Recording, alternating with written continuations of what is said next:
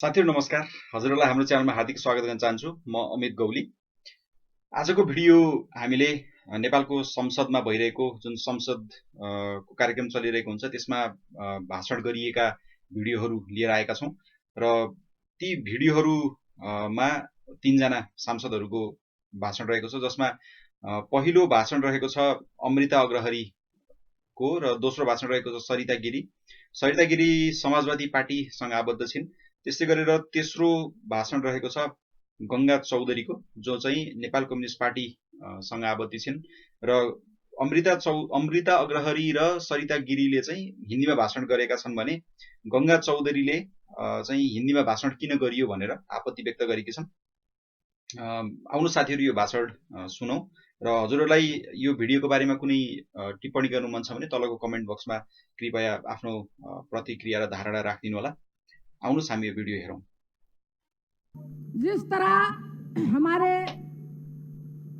माननीय गंगा चौधरी जी ने जो शब्द का प्रयोग किया है उससे हमारी पार्टी का ध्यान आकर्षण हुआ है।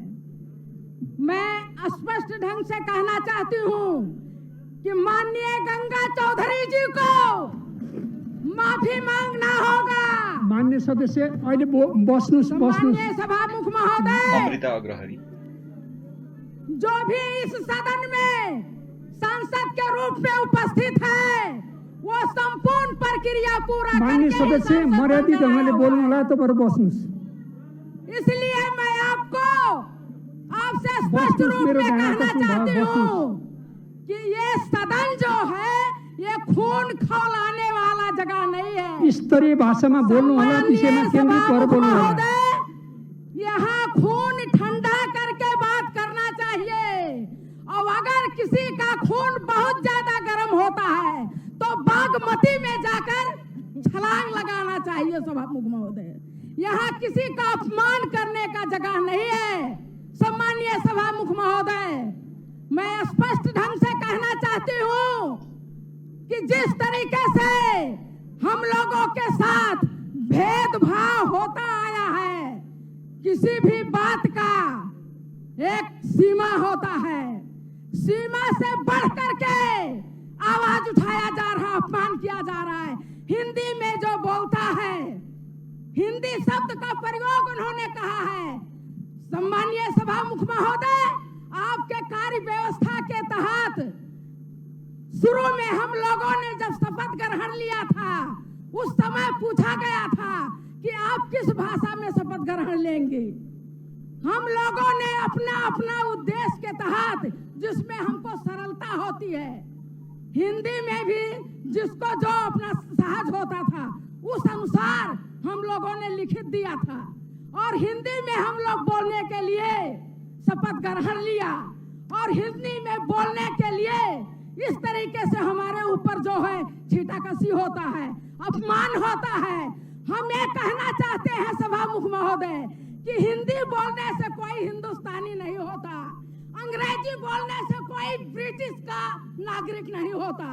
जिस भाषा को जिसको सरलता होती है उसी भाषा का प्रयोग किया जाता है सभामुख महोदय। इसलिए मैं आप लोगों से कहना चाहती हूँ, इस सदन से कहना चाहती हूँ, अगर इस देश में कोई सच्चा राष्ट्रवादी है तो वो मदेशिया है, क्योंकि मदेश ही देश के चारों तरफ, तीन तरफ मदेशी का बसोबास है, जहाँ पे आज तक 1 इंच भी जगह मदेशियों के रखवाली के तहत किसी में हिम्मत नहीं हुआ समय सकियो टुंग्याउनु जो आकर के आक्रमण कर सके।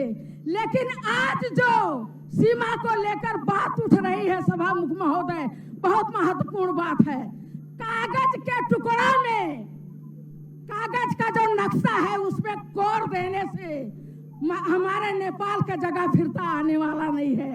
आप कोर लीजिए नैनीताल, आप कोर लीजिए हरिद्वार, आप कोर लीजिए खटमाय और पिथौरागढ़, जहां भी कोर लीजिए, उससे हमें नहीं मिलने वाला है। और भारत के लोग भी अपने नक्शा में काठमांडू और पोखरा अपने नक्शा में कोर लें, उससे भारत को भी नहीं मिलने वाला है।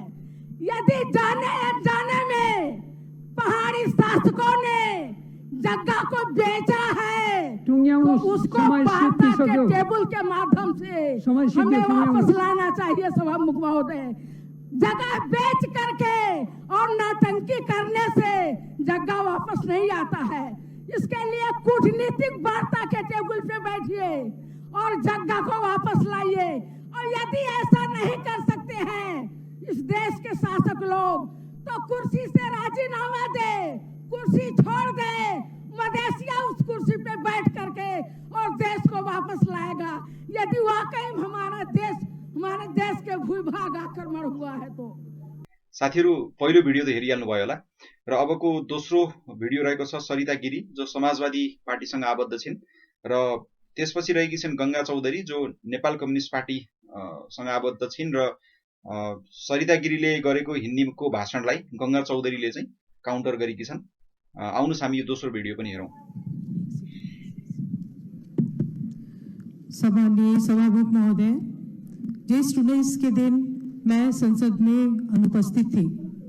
मेरी अनुपस्थिति में वहां पे हमारे संसद के माननीय जी ने जो मंतव्य दिया उसको घृणा का मंतव्य कहा जाता है, अंग्रेजी में उसको हेट स्पीच कहा जाता है सभामुख महोदय, क्योंकि उन्होंने रगत उमलने की बात कही। उन्होंने अपने मेरे पद का मर्यादा नहीं होता तो मैं भौतिक रूप से भी आक्रमण कर सकती थी, ये बात कही। और भारतीय चेली नेपाल के संसद में आके दादागिरी करती है, ऐसी बात कही। सभामुख महोदय, मैं वैसी भाषा प्रयोग नहीं करूंगी, मैं प्रेम से अपनी बात कहूंगी सभामुख महोदय। और मैं बहुत प्रेम और सद्भाव और आग्रह के साथ ये कहना चाहती हूँ कि इस मंतव्य को रिकॉर्ड किया जाए और नेपाल के कानून के अनुसार यह हेट स्पीच कानूनी कार्रवाई के लिए पर्याप्त होता है। और मैं सरकार का ध्यान आकर्षण कराती हूँ, गृह मंत्रालय का ध्यान आकर्षण कराती हूँ कि इसको रिकॉर्ड में लेके और कानूनी प्रक्रिया को आगे बढ़ाया जाए। मैं दूसरी बात कहती हूँ सभामुख महोदय कि पूरी संसद पे की मर्यादा पे और उसकी सार्वभौम सत्ता पे आक्रमण हुआ है, इसलिए ऐसे हेट स्पीच को संसद के रिकॉर्ड से हटाया जाए। जब तक ये संसद का रिकॉर्ड पे बना रहेगा, इस देश में विभाजन की दरार वहीं से शुरू होगी। क्योंकि यहाँ पर अगर ये संसद के सार्वभौम सत्ता पे, संसद में ही जासूस कहने की बात की जाती है, संसद में दादागिरी चलाने की बात की जाती है, सभामुख महोदय, ये सिर्फ किसी मानने पे नहीं, ये पूरे संसद पे आक्रमण है। सभामुख महोदय, मैं क्षमा चाहती हूँ कि हमारे माननीय जी भी संसद का वक्तव्य पढ़ के अपना वक्तव्य देती है या मीडिया में जो प्रायोजित ढंग से वक्तव्य आता है उसको कहती है। मैंने कहा है भारत और चीन दोनों देश के साथ संवाद करके बात आगे बढ़ाई जाए। और थोड़ी देर के बाद मीडिया ने भारत न सुधीकरण नक्शा न बनाने ये कहा कि प्रायोजित किया। उन्होंने भी उसी मंतव्य को पढ़ा है, सुना है और उसके बाद अपनी धारणा व्यक्त करती हैं। कम से कम हम लोग सभासद लोग जब बोलते हैं तो वस्तुगत तथ्य और प्रमाण के आधार पे बोलें। जब बाहर के जनता की हल्ला होती है, उसी के हल्ला में हम लोग जाएंगे तो हम लोग देश का नेतृत्व कैसे करेंगे। मैं जो दूसरी बात, महत्वपूर्ण बात उठाना चाहती हूँ यहाँ पर, हमारे माननीय जी ने एक बात तो अच्छा ही कहा, भारतीय चेली को भारतीय दलाल बोलते बोलते चेली कहा, महिला है सहानुभूति होगी इसलिए इज्जत बढ़ाया है, लेकिन फिर भारतीय जासूस करके उन्होंने सब पे पानी फेर दिया। मुझको भी मालूम है सभामुख महोदय, उनके पति राप्ती जिला के डांग जिला के राप्ती गांव पालिका में जब वो चुनाव लड़ रहे थे तो उनके गांव पालिका के निर्वाचन में भारतीय रुपया बांटा गया। बाद में जब गांव वालों ने पकड़ा कि नहीं ये भारतीय रुपया तो उत्तर की छिमेकी चीन की तरफ से बांटा गया है, तो कहीं इस संसद में बिना किसी बड़ी शक्ति के आरोप के बिना उनको कैसे हिम्मत हुई, कहीं हमारे उत्तरी छिमेकी चीन के इशारे पे तो उन्होंने एक भारतीय चेली पे आरोप नहीं लगाया है। भारतीय चेली ऐसे नहीं आई है सभामुख महोदय, नेपाल के कानून के अनुसार आई। और मैं एक बार और कहती हूँ, मैं नेकपा पार्टी के संसदीय दल के नेता और नेकपा पार्टी के अध्यक्ष और नेतागण से कहती हूँ, मैं महत्वपूर्ण बात कहने जा रही हूँ सभामुख महोदय, इतिहास की जानकारी नहीं है तो इतिहास की जानकारी हमसे ले, अपने नेताओं और कार्यकर्ताओं को ठीक से प्रशिक्षित करें। हिंदी का नेपाल में क्या स्थान है और हिंदी का यहाँ पे क्या संबंध है वो उनको बताएं, ताकि उनका रगत नहीं उबले। रगत, बुद्ध के संतान का रगत नहीं उबलना चाहिए सभामुख महोदय। और रगत तो बहुत का उबलता है, जब मधेसी को भारतीय और भारतीय को मधेसी बनाया जाता है तो बहुत लोगों का खून उबलता है। लेकिन हम लोग ऐसे ही चांदी के चम्मच में हम लोगों को किसी ने सभासद का सदस्य नहीं दिया है। जनता के बीच में संघर्ष करते करते करते हम लोग आए। और अंत में एक बात और मैं कहूंगी, नागरिकता के विषय में उन्होंने कहा है कि हम लोग क्यों राष्ट्रपति होंगे। मैं एकदम खत्म कर रही हूँ, महत्वपूर्ण बात है। तो मैं भी ये चुनौती देती हूँ कि 2072 साल का संविधान बनाने वक्त में जब मधेसी सड़क पे थे तो उन्होंने आर्टिकल 279 लाके हमारे हाथ और पैर में जंजीर बांधी है। जंजीर जब तक रहेगी तो हमारा संघर्ष रहेगा, और हिम्मत है तो वो जंजीर को हटाइए और तब हम साथ मिलकर नेपाल बनाएंगे। नहीं तो ये बात तो चलती रहेगी सभामुख महोदय। मैं फिर से कहती हूँ कि इसको सभामुख महोदय रिकॉर्ड से हटाया जाए। मैं ये मांग करती हूँ, जब तक इसके बारे में ये घृणा का स्पीच उसको रिकॉर्ड से नहीं हटाया जाएगा, मैं क्षमा चाहती हूँ। हम लोग संसद को ठीक से सुचारू रूप से आगे बढ़ने में देने में असमर्थ हैं सभामुख महोदय। गंगा चौधरी सतगौवा। सम्माननीय सभामुख महोदय, अनुदानसँग जमिन स्वाभिमान र राष्ट्रियता सीमा विवाद। नेपालमाथि भारतको दादागिरी नमिचिएको ठाउँ छैन, नहपिएको गाउँ छैन भन्दा भन्दै भारतीय चेलीहरूको सदनभित्र पनि दादागिरी चल्न थाल्यो। भूमि मिचाहासँग सल्लाह छलफल गर्नु पर्यो रे, आफ्नो जमिन मेरो हो भन्नको लागि पनि मेरो देशको भूमि मिचाहासँग सोध्नु पर्ने, यो कस्तो विडम्बना सभामुख महोदय। जब यो देशका प्रधानमन्त्री एउटा सपना योजना फ्याँक्छन् अनि रका एजेन्टहरू 15 दिनसम्म घाइते हुन्छन्, अनि त्यो सपनाको विरुद्धमा सम्पूर्ण शक्तिहरू लगाएर ब्रुक्क ब्रुक्क उफ्रन थाल्छन्। सामान्य सभामुख महोदय, राष्ट्रको सवालमा अब बोलाइ र गराई समानता कायम गर्न धेरै मै हुँ भन्नेहरूलाई पनि हाम्मे पर्न देखिन थालिसक्यो। मन र विचार अशुद्ध हुनेको मन्तव्य, अन्तर्वार्ता र लेखका अंशबाट पनि आम जनताले समेत स्पष्ट रूपमा पहिचान गर्न थालिसके। विगतमा नक्कली राष्ट्रवादको खोल ओढ्नेहरूको मुकुण्ड पनि तिनलाई खडा गर्ने र उचाल्नेहरूबाट नै पर्दाफास हुनेछ। भनिन्छ नेपाल 4 जात 36 वर्णको साझा फुलबारी हो र सबै जात जाति भाषा भाषीहरूका आफ्नै पहिचान हुन्छन्, आफ्नै मौलिकता हुन्छन् र आफ्नै रहन सहन लबाई खबाईहरू रहेका हुन्छन् र सबैलाई आफ्नो मौलिकता चाहिँ अगाडि ल्याउने हक र अधिकार रहेको हुन्छ। हाम्रो जुन मधेस एरिया रहेको छ, नेपालको तराई एरिया, त्यहाँ बोलिने भाषा भनेको मूलतः दुईटा भाषा रहेका छन्। मूलतः ती दुई भाषामा पर्ने गर्दछन् भोजपुरी भाषा र अर्को भाषा रहेको छ मैथिली भाषा।